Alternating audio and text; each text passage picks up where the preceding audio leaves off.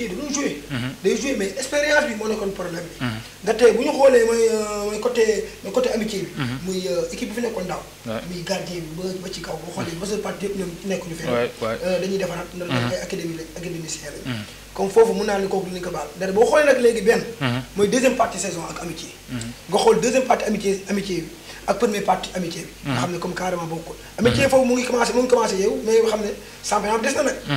ndax léegi mu jeex sama juum. mais nag mu ngi commencé yeewu bokkul ak CNEPS excellence boo xam ne moom ba léegi fu mu teg boppam la teg. exactement bañ a yeewu. mais bu nekkee côté CNEPS mun naa wax ne man benn ci recrutement bi nañu lajjee. ndaxte mun naa wax ne CNEPS dafa nekk équipe boo xam ne. équipe bu amul expérience mooy ci L1 L2. ndaxte mun naa ne CNEPS bu mun ni ekkee L1 L2 mu ngi commencé yàgg ci football bi. mais CNEPS nekkaat ci trop bi. comme am na problème bu nekk ci biir. mais problème bu nekk ci biir nag moo infiltré ci biir football bi. da boo xoolee joueurs yi football ci biir terrain nga xam ne joueurs yi football am na problème bu nekk si ñoom. da xoolal CNEPS match bi passé nii. yow mii mu seetaan da nga leen doon. waay c'est incompréhensible. da ngay xoolaat beneen. da mun naa wax ni foofu damay ñëwaat ci dirigeant CNEPS excellence yi. da mun naa wax ni foofu dañoo war a yeewaat bu baax a baax comme ni ko coach si waxee. exactement ndaxte kii di Pape Sidi Lo mu bokk ci fédération kii di Pape Sidi Lo mu bokk ci Ligue bu Thiès mais teewul mu demaat Ligue nationale national xam ne jafe-jafe yu mu fa nekk. national. dëgg dem ci village yi. waaye dafay métti trop. te xam naa ne ñoom ñooñu bëgguñu demaat foofu. exactement mais bu ñu génnoon ci tànk yi nii. surtout match bu ñu dem mooy contre kii.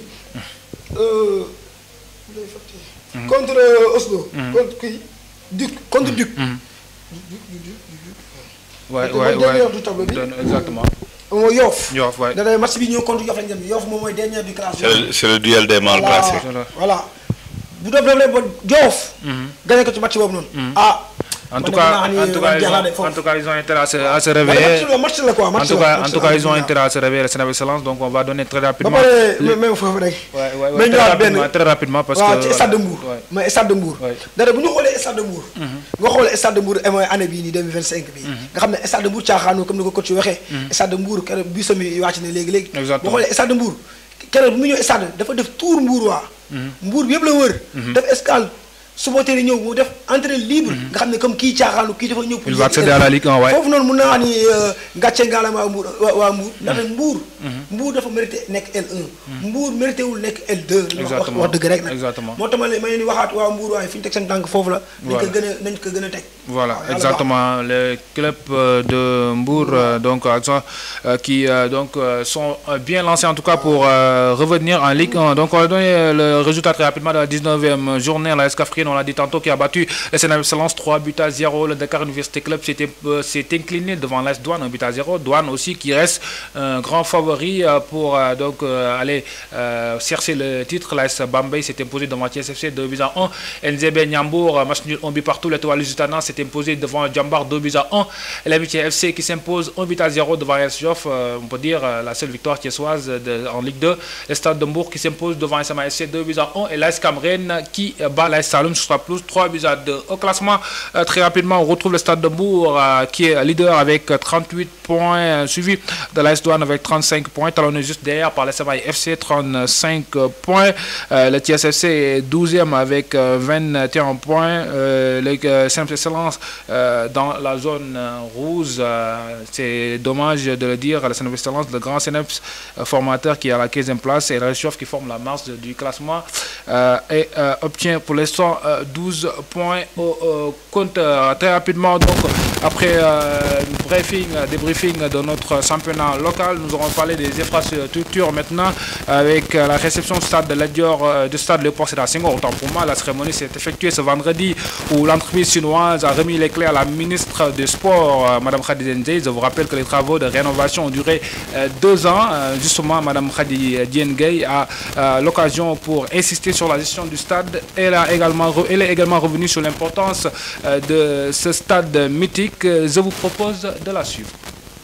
ci fàttaliku ñu fekk démb fii ñu taxaw tey ci stade bii nii daanaka mooy stade bi nga xamante ne Sénégal moom la njëkk a am te mu mën a teewle accueillir li nga xamante ne moom mooy ay jongante yu gën a mag ci àddina bi. Stade bi 1992 moom moo ñu permettre ñu mën a organiser fii nii Coupe d'Afrique des Nations pour la première fois. ba loolu weesoo ñuy dox di dox ba 2019 mu am benn accord de coopération bi nga xamante ne xaatim nañ ko ci suñu diggante réew ak réewum Chine populaire pour daal di mën a wéyal benn programme de réhabilitation bi nga xamante ne stade bii ci la bokk Léopold Sédar Senghor mais may fàttali ne que Elimane Fall bu Diourbel ci la bokkoon Lamine Gueye bu Kaolack itamit ci la bokk ak Aline Sitoé Diatta ba nekk fii ci Ziguinchor tey nag ma ñëw fii pour daal di réceptionner les clés parce que ci programme de réhabilitation bi bii nii moom moo ci mujjee pare ma daal di ñëw nag ànd ci ak mbégte bu mag a mag ak fierté di jottali nuyoo njiitum réew mi son excellence Bassirou Diomaye Diakhar Faye président de la république di ko jottali waa république populaire de Chine di ko teg ci loxo chargé d'affaires bi nga xamante ne moom moo fi teewal tey ambassadeur bi nuyoo yooyu nag ànd itamit ak nuyoo premier ministre chef du gouvernement Ousmane Sonko itamit fas yéene ko jottali itamit waa république populaire de Chine lu tax mu am solo tey jii nii réception des clés bi dañu gis ne que fii ci Sénégal suñu infrastructure sportive yu bëri yenn saa yi dinañ ko defar mais bu weesoo ay quelques jamono dañuy am problème maintenance entretien muy indiwaat encore ay xaalis wala ay jumtukaay yu ñuy wutiwaat pour ma am ko dugalaat pour seen réhabilitation may wax ne nag lii nii dafa nekk benn infrastructure bu bees tàkk bu ñu dajji ci paquet teg ko ci suñu loxo ñun ñëpp suñu responsabilité nekk muy waa mouvement sportif ñi nga xamante ne ñoom ñoo nekk les premiers utilisateurs les premiers usagers muy ñun administration en charge des sports ak bépp Madame Khadidiane Gaye qui est revenue donc sur la cérémonie de remise des clés de l'entreprise chinoise. Donc elle est revenue aussi sur la gestion de ce stade très rapidement. ñu wax ci rek mu gaaw parce que waxtu bi mu ñu xocc ki nga xam ni moom mooy stade Léopold Sédar Senghor doon stade boo xam ne dina doon li nga xam ni moom mooy alternative par rapport ak Diamniadio xam ne Diamniadio metti bu mu méttee dem Léopold tey on peut dire ça tombe à pic. Bon man nag maa gars yi bokkuñu ci gis-gis bokk leen gis-gis quoi. man moom su dee man ak man rek. Léopold moom nañu ni war grand meeting de Dakar ah. parce que événement bu mag la woon. exactement nga xam ne dañoon ñëw Léopold. mais ci match équipe nationale du Sénégal moom xëy na match bu nga xam ne amul enjeu. pour man mën nañ ko yóbbu Léopold. mais les matchs à enjeu il faut jouer à Diamniadio parce que ku ñam Diamniadio wala ngay seetaan championnat Angleterre xam nga ni. stade bu tribune bi jege. li public mën a def. mënut a yem ak stade bu nga xam ni ay Léopold léegi juste pour faire de l'athlétisme la mais pour du football. pur et dur selon des stades bi nga xam ni public bi day nekk à quelques mètres. parce que les joueurs ont besoin de cette ferveur là. et de cette chaleur là. exactement les joueurs ont besoin de cette ferveur très rapidement buy stade Léopold Sédar Senghor réhabilitation bi doon na loo xam ne dina baax trop pour li nga xam ne moom mooy équipe nationale bi notamment Jeux olympiques de la jeunesse yi fa war a amee très prochainement. waaw Léopold Sédar Senghor moom mun naa wax ni dafa baax ci footballu sénégalais boo déggee lu tax dafa baax ci footballu sénégalais ndaxte boo xoolee suñu club Dakar yu bëri amuñu fu ñuy jouer comme Dakar Sacré-Cœur comme Jaraaf de Dakar ñoom ñëpp boo seetloo dañuy génn amuñu fu ñu waroon recevoir mais bu nekkee équipe nationale moom comme ni ko coach waxee rek match yu am enjeu moom wax dëgg. mënuñu ko yóbbu Léopold Sédar Senghor dañuy bàyyi fële rek Diamniadio ku demul Diamniadio moom Diamniadio ku fa demul non mooy xam nga moo tax te ne kuy seetaan match anglais comme ni ko coach waxee kuy seetaan match anglais nga dem Diamniadio da ngay mel comme yow yaa ngi Angleterre. mais nag li nga xam ne moom mooy supporter yi notamment Dakar ak Thiès nee nañu dem Diamniadio dafa métti. non dafa métti dafa métti. waa Dakar xanaa ci waa Dakar la mais soo jógee Thiès c'est 20 minutes par exemple match mujj bi ndogu naa ba pare. dem 20 minutes dem dugg stade tranquillement mu pare 20 minutes nga ñibbi si waat. du yàgg daal du yàgg. ma mën naa wax ni mooy fait moment comme ni ko coach waxee rek. nañ fa bàyyi yeneen compétition yi ñoom joué ci U17 U20 man moom fenn laa xam ne daal ñun waa Thiès waaye moom ñun pare nañ ci. non pare nañ ci parce que aussi ça il faut le dire Lat Dior aussi n'est pas bien entretenu parce que dañ ko bàyyi ak directeur bi rek.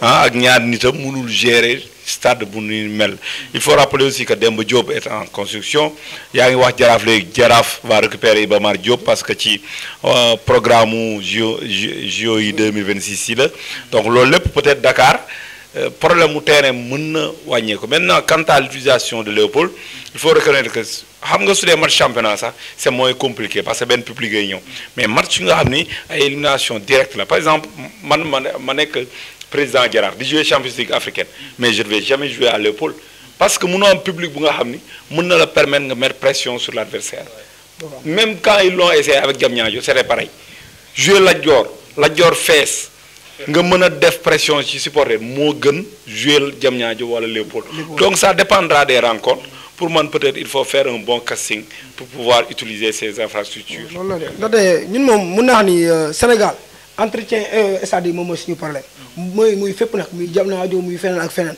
ñun dinañ am benn outil mais pour toppatoo ko moom mooy problème te foofu mën naa ni ministre bi foog mu teggaat ci loxo bu baax a baax ndaxte mën naa nit moom doo jël benn affaire dépassé ci ay milliards et milliards jël ko di koy sànni ne waaw foog ñu xoolaat ci. Exactement. C'est le moment aussi de démarrer notre astuce pour faire un petit peu le tour de stade. On va commencer par le beach soccer. Le Sénégal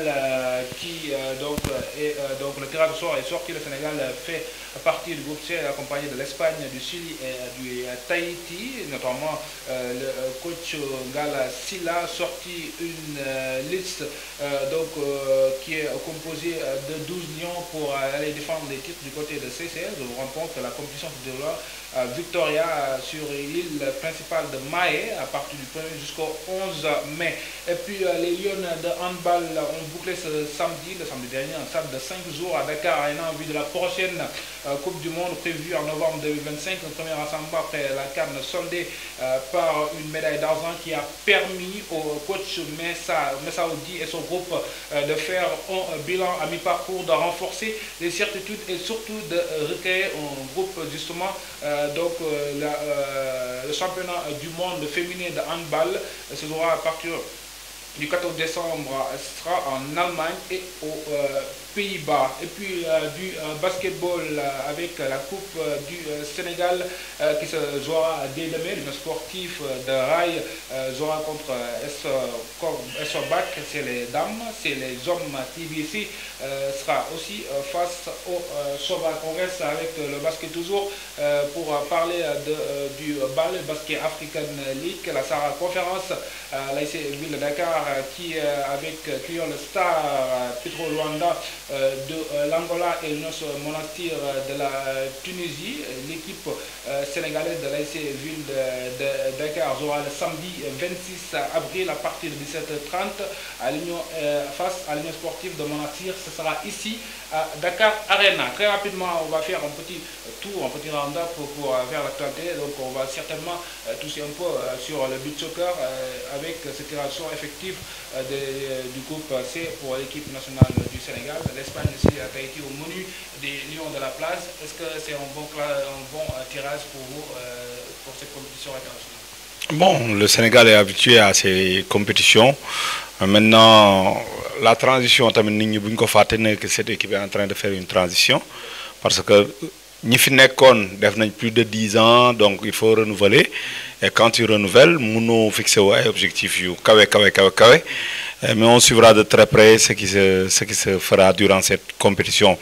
Autre chose aussi, on notera en ce qui concerne le handball, qu'au début, en tout cas, YouTuberi, fi ci stadium Lat Dior lañ doon ñëw mais tay dañuy sant suñu demee ba am Dakar Arena mu nekk infrastructure bu nga xam ne permettre na ay xale yu nga xam ne la majorité français lañ ne. Ça il faut le rappeler ñu ci bëri français lañ ne loo tax seen stage yi ci bëri en France lañ koy defee xëy na fii dañ leen indi rek pour histoire de se ressourcer mais sur le plan financier def stage en France sax mooy gën a yomb ci fédération bi mais c'est bien il faut à chaque fois qu'on se prépare de la meilleure des façons bañ a fixé wu ay objectifs yu extraordinaire xam nga Sénégal ñun aussi yu ci bëri man du ma ci d'accord ak gars yi gis nga moo ngi mel ne Coupe d'Afrique bi passé kut ñu bëgg a jël Coupe d'Afrique gis nga par moment pic bi soo jéggee ci kaw foog ngay préparer wu pour wàcc te ñun duñu préparer la ñun moom dañuy bëgg chaque jour mu neex avec ces lions du beach soccer pour moi, si nous sommes deuxième tour, atteindre notre objectif. On se prépare encore pour les autres compétitions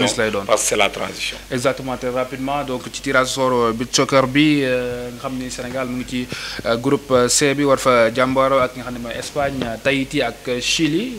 Sénégal, nous avons dit but soccer. Afrique, nous maîtrisons la compétition internationale. Donc, moi, waaw comme nous l'avons dit, but soccer, nous avons côté Afrique moom mun naa ni suñu ñoo ko moom. mais fay mooy suñu problème mooy mondial côté mondial. léegi nag foofu comme ni ko coach waxee rek mais foofu moom comme que ren dañu ciy dem ak équipe jeune. mun naa ni équipe boo xam ne boo xoolee majeure partie bi su ma juumul mosu ñoo dem mondial. comme foofu comme ni ko coach waxee ci man jàpp naa ni dañoo war a dem pour jàngaat foofu noonu. jàngaat bi lan la mooy pour génn pour dem deuxième tour. te jàpp naa ne boo demee deuxième tour. nga ne ren de deuxième tour laa dem boo demee ba deuxième tour lu la yàlla may nga jël. exactement man loolu laa gis. léegi après beneen compétition nag buñ demaatee beneen compétition ñu ne comme que booy de. mature nañ pour egg. dañ dem pour egg. mais àdduna moom loo gis moom nànk-nànk rek pour mën ci dem ci kanam. exactement donc je pense que je vais devoir vous laisser donc pour parler de notre deuxième partie qui va concerner la lutte. Et donc très rapidement avant de nous quitter, un petit mot sur la Ligue des Champions. Aujourd'hui, le Paris Saint-Germain et Barcelone fait la différence. En tant que fervent supporter du Real Madrid, est-ce que vous pensez que demain, Inch'Allah, Real peut faire la remontada? Demain, vous avez une casquette supporter, vous avez une casquette spéciale. Bon, mais mes analyses, su ma analyser moom boobu supporter du fa même Sénégal même su dee ñaari équipe la am nag Sénégal ak Real Madrid. Pour Paris et Barcelone, ces clubs ont souffert aujourd'hui. Exactement. Mais pour moi, ce sont les favoris naturels de cette compétition. Ce fait que Real génnul. Parce que Real étape bu mu yegg rek dafay nekkaat ci beneen niveau. Je suis persuadé. Bon, dinañ ne dégg na entraîneur yi wax ko mais pour man naturellement su Real teelee dugal mën na ci génn parce que gis nga tey les matchs d'aujourd'hui dafay ñëw confirmer le Real Madrid. Dortmund à l'aller a lourdement chuté à domicile tey moo gagné. Aston Villa idem dafa ñàkk Paris tey moo gagné. Gis nga Champions League gars yi dañ naan yenn saa yi recevoir amul solo ci football ak am solo parce que sonn bi ngay sonn supporter bi ne la yuuxu la galvaniser la yamut ak dara loolu ko football mënoo koo xam yamut ak dara nawetaan sax am na joueur nga xam ne su public amul duñu dox donc dafa am solo ndax Real dina encaisser foofu mooy doon interrogation mais quand à Real dugg 3 buts man je sais que c'est possible c'est dans l'ordre naturel des choses sax mën naa ko wax mais xam nga Real rideau mayga la yor te rideau mayga moom foo neex waa jaar. Exactement ñu bàyyi la nga tàggatoo waale en même temps ak mbokk téléspectateur yi la doon seetaan. Voilà d'abord di la sant la gërëm ci invitation bi en tant que confrère man moom j'ai pas ce problème là moom mooy ñëw dañuy ci ànd ak mbégte sax ñëw weccee suñu xalaat indi un plus ci émission bi mais di remercier coach tamit di ko féliciter on sait que Academy Team depuis daaw ñu ngi def liggéey bu am solo di leen encourager di ñaanal émission bi moi mu doon émission bu ñëpp di seetaan parce que Thiès a besoin de ce genre d'émission pour pouvoir vulgariser ces sportifs donc di leen sant di leen gërëm xam naa ne kër gi sama kër la li ma fi ñëw moom léegi mu mat fukki yoon ñëpp la miin quasiment di leen sant di leen gërëm et di leen dire wax à très bientôt. ñu lay jaajëfal bu baax a baax te rapidement Guy ñu bàyyi la nga tàggatoo ak le mot de la fin.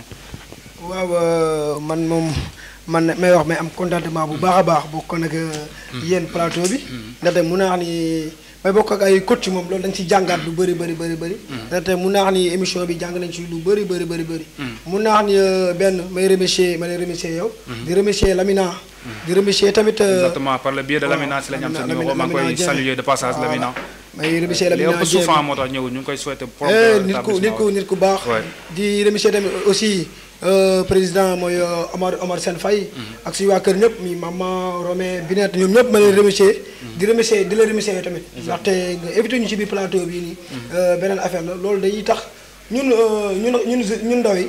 ñu mën ci progresser bu baax a baax. ci côté désertification. exactement en tout cas ñu ngi lay remercier bu baax aussi di la aussi encourager ci li nga xam ne mooy ci liggéey bu am solo bi nga nekk ak Team Academy. Très rapidement ñu ñëw suñu deuxième partie d'émission bi ñu war a wax ak gala de lutte Saliou Thiouz production bi nga xam ni Pape Mbaye bu R100 mbooloo moo daal di daan par avertissement ki nga xam ni moom mooy kii di Lay Pythagore bu Rock Énergie avec la complicité de la régie bu fekkee lamb ji am nañ ko rek donc bu yembee rek ñu dem si taan ko ñëwaat le temps mooy dalal Mame Serigne bi nga xam ne mooy chroniqueur lamb fii ci télé bi di Thiès TV. voilà élément bi dafa mel ni yembagul donc je pense que Mame Serigne donc yegg na déjà ci plateau bi ñu ngi lay jaajëfal bu baax donc ci li nga xam ni mooy wuyu si bi nga wuyu si suñu invitation tey nag ñu ànd donc ak mbégte contentement encore une fois donc si nga xam ne moom mooy le temps que lamb ji di disponible tey gis nañu li nga xam ne moom mooy gala de lutte bi nga xam ne Saliou Thiouz am na ko fële ci hippodrome Ndiaw Macodou ñu gën ko xamee ci champ de course mu doon combat bu méttee métti digganteeg Lay Pythagore ak Pambay nag fexe ba am ñaari fexe ba am benn avertissement kii di Lay Pythagore am ñaar loolu moom moo tax ba Pambay jël ndam li. waaw ñi ginnaaw bi ñu la nuyoo di nuyu mbokk yi seetaan émission bi nga xam ni Thiès TV télé bu mag la boo xamante ni yaakaar naa ni booy wax sport ci Thiès TV rek delloo nga mbaat sa ndaala di la nuyu tamit di rafetlu tamit ci ñëw bi nga ñëw ci kër gi. di la dalal jàmm yàlla na nit naan nit doo gis rek yokkute la daal. ndax yaakaar naa ne xëy xam koo xamul woon loolu mooy yokkute. ñuy kontaan bu baax. di remercier ñi nga xamante ni ñooy équipe technique bi nga xam ñoo ci nekk. ñu bàyyi rek xam naa. waaw lamb jàng googu ñu daal di koy xool rek.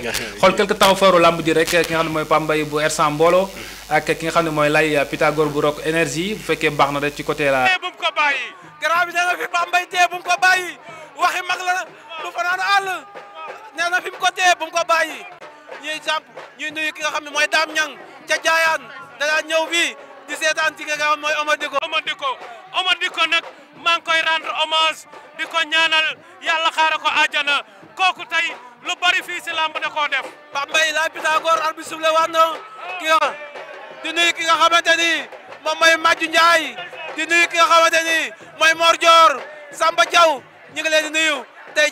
dem gisi mbokkam ñu wax ak moom am na lu ñu def si moom il faut ñu toj ko. ndax kii ma gis di Pambay nii mu utiliser combat bi da ko waroon a gëdd xeex ak moom bañ koo bay mu réfléchir bañ koo may mu dem mi-temps. ndax bu ko gëddee moo waroon a doxal comme ni nga ko waxee waaye Lay Pythagore da koo defal bolok baa wax ak say mbokk xam-xam yi nga xamante ni moom la entraîneur yi doon def ci ñoom mën a génn ndax fi mu toll nii entraîneur nag moo war a gagné combat bi fi mu toll nii ginnaaw moo koy gagné li Omar di ko doon wax naan mbër day am gétt mi ngi bëgg a feeñ ci lamb ji. xam nga li naan mbër day am ginnaaw am ay conseil am ñoo xamante ni bu lamb ji demee ba tollu fii xam nga lii lu may fàtte.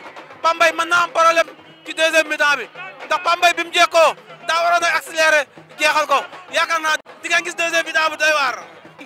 waaye Pambay defe naa ne am na lu ko bett suñu xoolee. parce que suble waat na ci diggante Pambay ay Lay Pythagore Lay Pythagore décédé Lay Pythagore door na ko Pambay door na ko Lay Pythagore jàpp na Lay Pythagore a ngi def bu sew ci biir Lay Pythagore a ngi def bu sew ci biir ñoom ñaar nag dañoo changé fi dool nii fi Pambay féete woon fa la Lay Pythagore féete fi Lay Pythagore féete woon fa la Pambay féete Lay Pythagore a ngi bëre de Lay Pythagore da koo bëgg a génne Pambay a ngi bañ ndax Pambay fi mu jàpp daa baax Lay Pythagore tëlewul bëre na wóor Pambay Lay Pythagore Pambay a ngi def bu sew daa bëgg a jàpp Lay Pythagore da koo ndegeeñ ba pare bàyyi ko yaram bi ñoom ñaar ñi ngi xeexaat ñoom ñaar ñi ngi jàppante ginnaaw bi arbitre bi soufflé waatee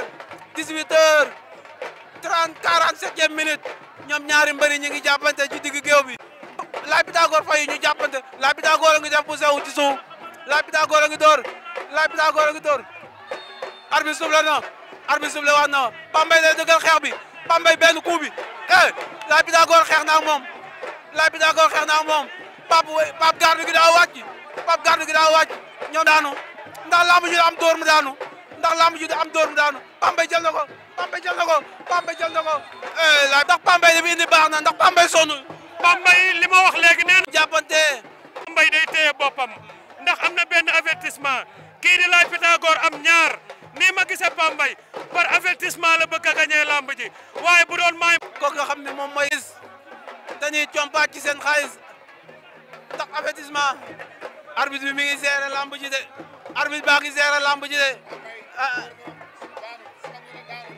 ci li teel Pambay ñoom ñaar ñi ngi bëree ñoom ñaar ñi ngi lewtoo Pambay ba léegi da ko tegal Laye Pythagore saa bu Pambay dooree Laye Pythagore day riposter saa bu dooree mu fayu muy nekk Laye Pythagore wax dëgg yàlla ak luñ ko mën a waxal indi na loo xamante ni génne la ki nga xam ne mooy Pambay bari Pambay bëgg a def mënu koo def yaakaar naa fukki minutes yi jeex na yaakaar naa ni ndax Cees waaye lii leen bëggoon ndax waa Cees waaye lii leen bëggoon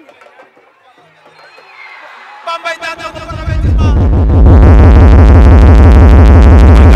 Salutus production ma ñëw ànd ak ki nga xam ne mooy Mame Serigne moom xam ne moom moo yor lamb ji fii ci Thiès TV tey Mame Serigne gis nañ ni nga xam ni Pambay bu R100 mbooloo noonu la bëree lamb ji est-ce que yaakaaroon nga ni nii rek la mënoon bëree lamb ji pour génn ci digganteem ak Laye Pythagore. waaw boo xoolee Pambay dafa war a féliciter Laye Pythagore.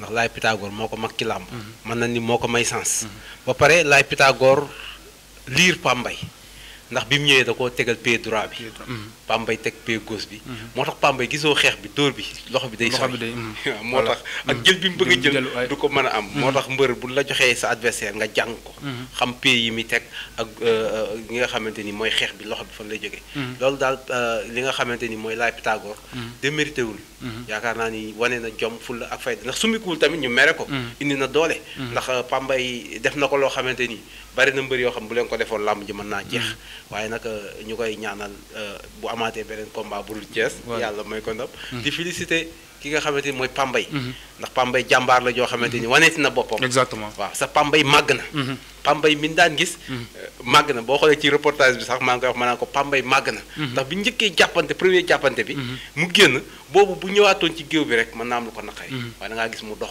moom moo yóbbu boppam ci entraîneur nga xam ni foofu premier souffle bi pour mu génn il faut nga nooyi nga gis mu koy dégager moo tax ma naan Pambay màgg na ci làmb ñu bari nag xamuñu woon fi may waxee waaw waaye boobu laa doon wax naa Pambay màgg na ci li nga xam ne waaw ci mooy li nga xam ne mooy expérience ci biir géew entraînement bi tamit waaw gis nga fii la demee ci biir boo xoolee bi mu jógee day daa dem ci entraîneur bi wax moo tax ma naan am na ci biir reportage ma naan fi mu toll nii entraîneur mooy gagné combat ndax Pambay fexe na ba am ñaari avertissement sa lamb ji boo xoolee xam nga ni dingoot na ñaari 10 minutes la ngeen dem 10 minutes ñëw bëri 7 minutes mu am ñaar da ngay téye sa bopp mu nekk nag Pambay boo xam Pambay bes tax la bu ngeen gisee tuus bi tuus kero géej a gise bi mu indi mu nekk loo xam ni Cees waaye daal seen doom waneeti na beneen xarkanam léegi nag xarkanam bi mu wanee mooy Pambay fan la jëm walla foofu laa doon bëgg a ñëw ak yow moo tax ma lay ñëw tey Pambay am na ndam lu am solo digganteem ak Laye Pythagore ndax ñu fàttali Laye Pythagore moom mujjee fii dafa daal di jàpp Laye Goté daal di koy daanaka mën a xeex bu metti ba ki xam ne te li nga ci xamul li fii mujj li mu def Laye la ko Pambay def par avertissement léegi li nga xam ne mooy ndam li nga xam ne Pambay am na ko tey fan lay yóbbu Pambay ñu ngi wax li nga xam ne moom mooy combat am digganteem ak Diène Kaïré est-ce que yaakaar nga ni yooyu le combat ñor na pour li nga xam ne mooy Pambay pour mu bëreeg mbër yooyu ndax boo déggee Pambay ci biir waxam day wax lu am solo dañuy doomu Thiès ku ko dóor pare naa pour jër yet bi fayu sa boo xoolee Pambay loolu noonu mi ngi ci dynamique bi ndax boo gisee Youssou Ndour dafa daan booy jaxaw mu jël ko daan ko kii daan Laye Goté mu jël ko ñaar moo ko desee mu ni Thiès Lagros bi daan Modou Anta ak Diène Kaïré bi daan Modou Anta sa loolu ay combat yu jaadu la waaye am na yeneen combat yoo xam ni foofu bëgg naa ñu dugg fi moo ki nga xamante ni moom mooy Pambay ak Diop 2 combat la Diop 2 waaw Pambay Diop 2 xale bu yëmbal waaw bu yëmbal waaye Pambay fi ñu toll Thiès kan moo ko ëpp coow waaw amul de wax dëgg yàlla Pambay macha allah waaw Pambay fi ñu toll nii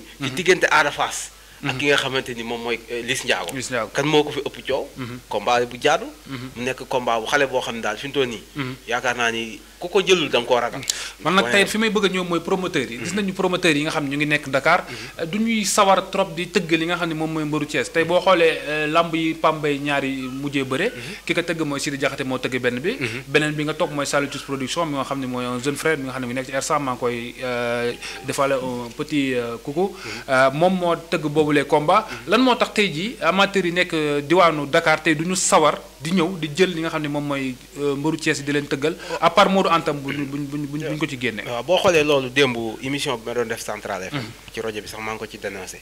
ma ni pourquoi pas Alburax.